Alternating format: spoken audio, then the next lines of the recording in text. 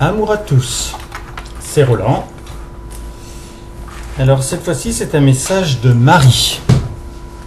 Ben oui, obligatoirement, Dieu peut parler puisqu'il est le Verbe, mais à partir du moment où il a des êtres qu'il aime, il leur donne aussi le Verbe pour pouvoir s'exprimer. Donc que ce soit Marie, Thérèse, Willy, que vous ne connaissez pas, et encore d'autres qui sont... dont je parle régulièrement et que j'accueille aussi. Donc, alors là, c'est un message marial. Très agréable, très intéressant. Je vous donne mes numéros de téléphone 06 33 35 04 49 et le fixe 09 84 19 69 76. Vous pouvez aller aussi sur mon Instagram, c'est Dnalor en petites lettres, donc D-N-A-L-O-R 080. Dnalor, si vous le mettez dans l'autre sens, c'est Roland, c'est aussi simple que ça. Donc je vais vous lire ce message et je vais le lire, alors je l'avais commencé le 03-07 2018, donc ça fait un moment. Et... donc maintenant, il est fini. Donc Marie. Amour, mes chéris. Je suis ta sœur. Je t'ai été imposée en mère. Il le fallait. C'était mieux qu'une icône ou une image, mais ridicule par rapport au fait que Dieu m'a créé en être de lumière, par amour pour vous. J'ai environ 2000 ans. Presque la totalité de ce temps a servi Dieu en le libérant et lui permettre d'être non plus la mère qui fait son don d'elle même à ses tout petits sans rien attendre en retour, mais le père qui guide, éduque et élève, celui qui a la faculté de vouloir et faire différemment que son créateur. Même suivant la parole évangélique, sur la terre et pour son œuvre, faire mieux que lui.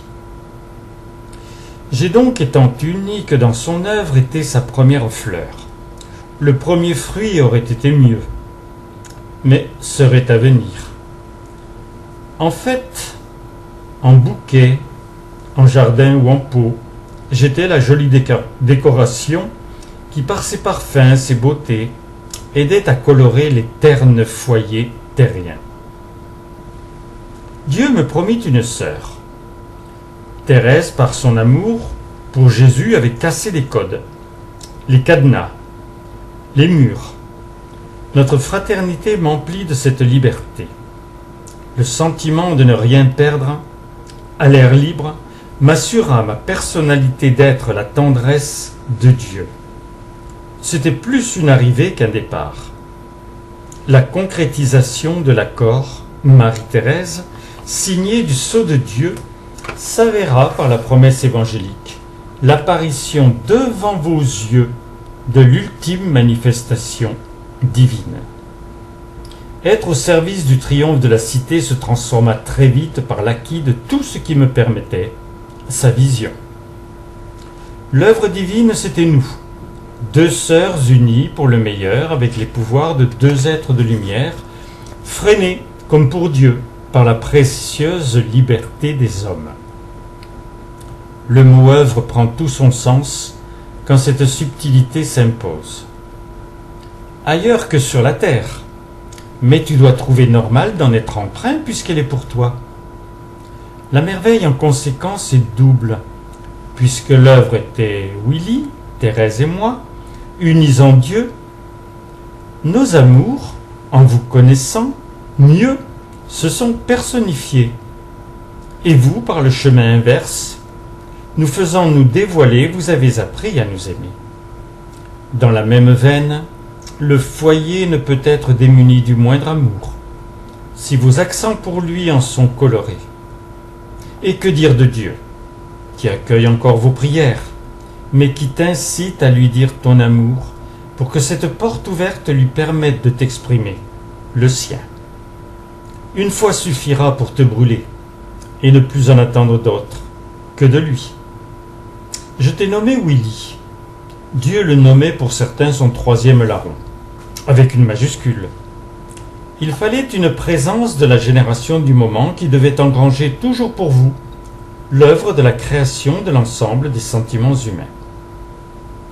Dieu seul, dans la facilité de faire sa volonté, pouvait obtenir un tel fruit. Les oreilles n'entendaient que Willy était décédé. Messidor révélait le chemin qu'il avait pris.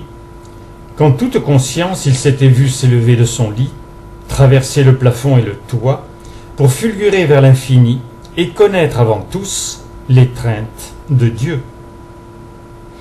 Depuis, Messidor regorge de ses messages mensuels, révélant son utilisation, son choix capital, sa création en esprit. La vie n'a pas la capacité de stagner. J'ai mis, moi, Marie, 2000 ans pour m'émanciper. Thérèse, une centaine d'années. Willy, quelques ans. Jeanne, Geneviève, René, quelques années aussi. Le temps que ceux qui les avaient aimés défient leurs lourdes croyances des choses impossibles et que de la terre enfin soit et reste féconde. Et que la terre enfin soit et reste féconde. Ton espoir dépassé, la vie ne sachant qu'avancer, l'œuvre de Dieu t'ayant pétri, à l'image de Jacqueline, qui put s'exprimer dès son départ, tu dois croire par ton savoir que ta seconde matrice t'ensoleille déjà. Dans tes moments fervents ou quand Dieu te bénit et féconde tes actes et tes goûts, nous arrêtons tous à ce que l'Éternel nous dit savoir comme une parcelle de lui. Attendez. Nous arrêtons tous à ce que l'Éternel nous dit. Savoir qu'une parcelle de lui était en nous suffisait à notre bonheur. Mais c'est méconnaître le prodigue absolu, la transcendance de ses accents et de mise. La parcelle de lui-même, le germe d'âme étant notre âme entière, en fait votre corps entier, il est déjà, puisque n'est que le présent, le futur déjà visible dans l'aura colorée que chacun possède, et que certains, par leur sensibilité, peuvent voir. Le Verbe était nommé glaive séparateur. C'est Dieu lui-même qui t'a prouvé le pouvoir de l'union. Lorsque le Tout-Puissant guérit par toi ou fait un miracle, c'est ta matrice éternelle qu'il stimule, la première ne pouvant suffire. À mes accents, tu vois notre différence. L'anagramme d'aimer qui me nomme prouve une composition totale, qui fait mon bonheur et montre ton privilège. Ceux qui te disent ou t'ont dit que ton corps est précieux ont raison, mais en amputant la connaissance de la totalité de sa raison d'être. Les mots de Dieu ne sont pas ceux des hommes. Ils sont tous teintés du vœu prodigieux de produire des dieux. Nommant la raison d'être humaine, il ne dit pas sa raison d'exister. Il te parle de l'essence de l'état de sa nature, ta raison d'être. Lui n'a pas de raison. Il est. Bien sûr qu'il aura toujours une avance sur nous, sinon l'espoir de plus n'aurait jamais été écrit. J'ai envie de partager une réflexion avec vous en tant que grande sœur. Quand Dieu s'est remanifesté en France, pour l'ultime fois, même s'il ne le montrait pas toujours, il était le maître de l'atome, celui qui anime et est les milliards de degrés d'une étoile, la microbiologie, les neutrinos qui vous traversent, le spermatozoïde, l'ADN. La liste serait longue puisqu'il est le tout. Mais les premiers films montraient le Français, avec son béret plutôt mal habillé, dans des villages où les maisons ne s'ouvraient pas par des grandes baies. Mais dans ces ambiances archaïques, une source, une boulangerie, un curé et un chef communiste, tout ouvrait sur des sentiments de jalousie, de colère, de déception, de regret, ou de voir l'amour avant tout. La femme du boulanger, Manon des Sources, sans parler de Don Camillo et son franc-parler à Jésus, sans le comprendre vraiment, la terre recevait les prémices de l'enseignement. L'horreur du mal, la passion du bien, le besoin de l'autre. Bien sûr que dans le temps s'est amoncelé divers films qui tiraient vers le haut ou même transcendaient. Pour Thérèse et moi, la voie s'ouvrait, révélant le contraste saisissant entre ce que Dieu est et l'indifférence mortelle que nous devions avec lui éliminer. Confiante, sans faille dans celui qui nous constituait, donc dans l'impossibilité d'un quelconque échec, que ce soit la puissance tranquille du fleuve qui sait son but de l'océan, ou le tumulte des cascades dans les rochers que l'eau franchit plus vite, tout servait son vœu. Nous-mêmes, mais surtout vous. Dieu est têtu, dans le bon sens du terme. Avant moi, il gérait déjà son rêve. S'être engendré amour dans le but prodigieux de créer des êtres ne pouvait souffrir la moindre altération. Vous savez qu'il m'a fait revivre le voyage en arrière. Entre les guerres armées de massues, de fusils ou de bombes atomiques, quelle passion incomparable pour le but prêt à sortir de son écrin. Dieu voulait qu'en ultime moyen révélateur, je me concrétise sur la terre. Cela faisait partie du triomphe. Cherchez dans vos vieux tiroirs, la croyance l'illumine. Ma tendresse dispensée et dispersée ne trouvait avant, pour la force d'agir, que l'amour de Dieu. Il suffisait, mais avec si peu de correspondance. Les temps ont changé, les présents ont chanté.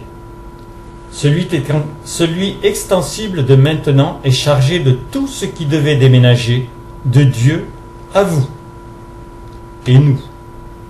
Rien que le fait de pouvoir le dire et l'écrire prouve que le chemin n'a plus besoin de s'ouvrir dans une brousse inextricable. Nos échanges sont goûteux et certains. À mesure que vous m'entendez, votre certitude devient plus dense. Je me personnifie dans votre cœur. Est-ce la violence de la tempête, ou le bruit sourd du volcan, qui, bien sûr utile, transporte le pollen? Non, c'est un vent plus doux, ou même la brise constante, qui révèle la promesse de la fécondation. La terre a été et est sillonnée de ces semences-là. Les yeux ou tous les sens ne suffisent pas pour voir les germes. Les prières, à peine. Des présences accomplies qui donnent leur connaissance, oui. Se sont affinés les derniers outils de Dieu, au point d'être des personnes qui peuvent être ta sœur ou ton frère. Ce mot pur me nomme pour l'éternité. Je t'embrasse. Amour à vous tous, mes chéris. Votre mari. Voilà, vous avez mon téléphone. Mon mail, vous le connaissez, mais je peux vous le redonner. Roland Billotte, tout collé en petites lettres, 84, @gmail.com. Roland, il n'y a qu'un L. Billotte, B-I-2-L-O-2-T-E. À bientôt pour d'autres nouvelles du ciel.